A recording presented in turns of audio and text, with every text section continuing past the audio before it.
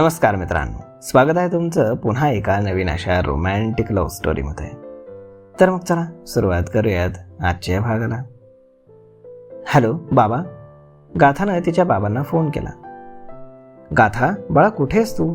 माया सांगत होती तू सकाळपासून घराच्या बाहेर आहेस आणि कॉलेजलाही गेली नाहीस. बाबा, मी हॉस्पिटलमध्ये आहे.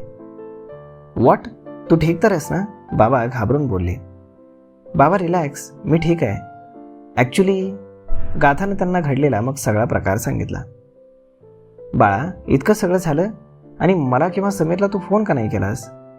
ते काळजीनं बोलले. आशू होती माझ्यासोबत आणि त्या धावपळीत नाही सुचलं. बरं बाबा ऐका ना, मला पैसे हवेत. किती? 8 लाख. एवढे? बाबा, गायत्री आणि तिची आईची परिस्थिती फार गरीब आहे. त्यांच्याकडे ट्रीटमेंटसाठी पैसे नाही आहेत. बाबा, मी गायत्रीला प्रॉमिस केलं की तिच्या आईची ट्रीटमेंट मी करेन. तिचे बाबा शांतपणे ऐकत होते. बाबा बोला ना काहीतरी. काय बोलू काही समजत नाहीये. बाबा, तुम्ही माझ्यावर नाराज आहात का? बाबा प्लीज, वाटल्यास तुम्ही मला पेंटिंग खरेदी करण्यासाठी पैसे देऊ नका. माझा पॉकेट मनी देखील कमी करा, पण मला आत्ता पैसे द्या प्लीज. ओके, मी समीरला पाठवतो. थँक्यू बाबा, लव्ह यू. गाथा खुश होत बोलली. लव्ह यू टू बेटा, बाबा हसत बोलले आणि त्यांनी फोन ठेवून दिला. समीर जरा केबिनमध्ये ये. त्यांनी लगेचच समीरला फोन करून बोलावून घेतलं. आलोच. मग काही मिनिटातच समीर त्यांच्या केबिनमध्ये आला. गाथाला 8 लाख रुपये हवेत. 8 लाखांचं पेंटिंग? समीर बोलला. हॉस्पिटल बिल, बाबा बोलले. व्हॉट? समीर गोंधळून त्यांना पाहत होता. मग त्यांनी घडलेला सगळा प्रकार समीरलाही सांगितला. पण बाबा, ते लोक खरंच गरीब आहेत का? कारण गाथा बोलली आणि तुम्ही हो म्हणालात. हे बघ, ती लोक हॉस्पिटल बिल देऊ शकतात की नाही मला माहीत नाही, पण माझ्या मुलीनं आज चांगल्या कामासाठी माझ्याकडे पैसे मागितलेत. त्यासाठी तिनं प्रॉमिस केलंय की ती पेंटिंग खरेदी करणार नाही. पॉकेट मनी देखील कमी घेईल. समीर, गाथाची हीच गोष्ट माझ्यासाठी खूप महत्त्वाची आहे. ती पैशांचा वापर चांगल्या कामासाठी करते यातच मी खुश आहे. मला माझ्या मुलीवर पूर्ण विश्वास आहे. जा, ती तुझी वाट पाहते. ठीक आहे, आता तुम्ही हो म्हणालाच आहात तर मी काय बोलणार, समीर बोलला. कोणतं हॉस्पिटल? डॉक्टर देवांशच्या हॉस्पिटलमध्ये येते. देवांश? समीर विचार करत बोलला. हो, आता जा पटकन. जातोय, समीर उसाचा टाकत बोलला आणि निघून गेला. माझे जिजू येत आहेत, ते आले की सगळे प्रॉब्लेम्स सॉल्व्ह होतील. गाथा अगदी खुश होत गायत्रीला बोलली. ताई, तुझे फार उपकार आहेत. गायत्री हात जोडून डोळ्यात पाणी आणून बोलली. वेडी आहेस का? देव खूप लोकांना श्रीमंती देतो, परंतु मनाची श्रीमंती फार कमी लोकांना देतो, गायत्री बोलली. बरं, पुरेपुरे माझं कौतुक.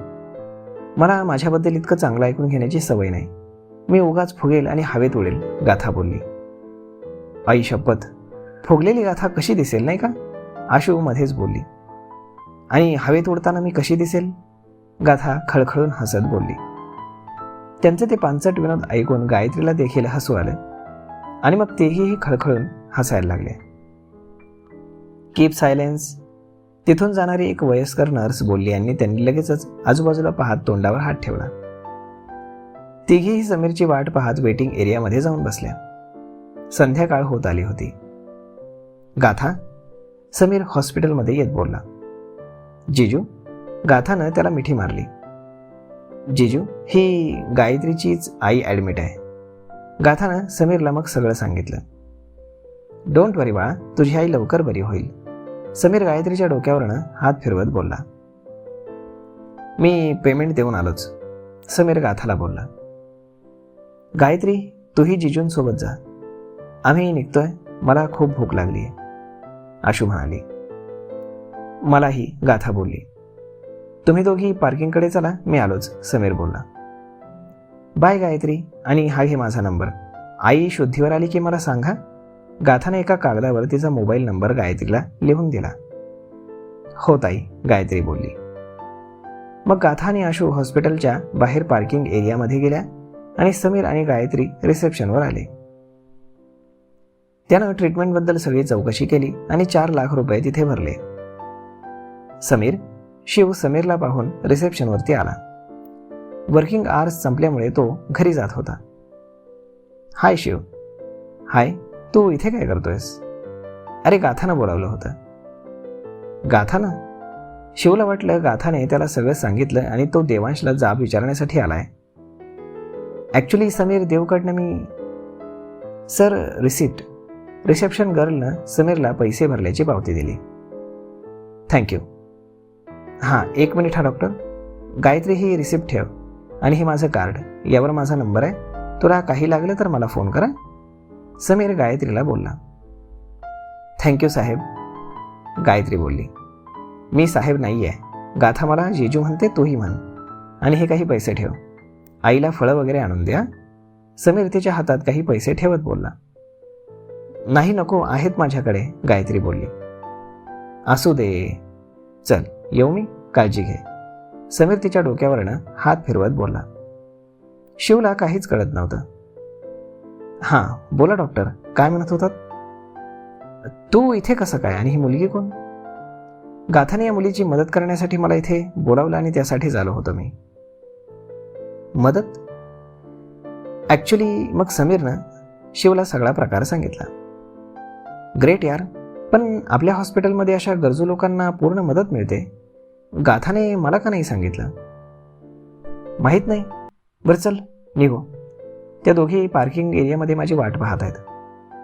त्या इथेच आहेत का? हो. चल मीही घरीच जातोय, शिव बोलला. मग दोघेही समीरच्या गाडीजवळ आले तर गाथा आणि आशू गाडीच्या बोनेटवर बसून गप्पा मारत होत्या. तिची स्कूटी समीरचा ड्रायव्हर घेऊन गेला होता.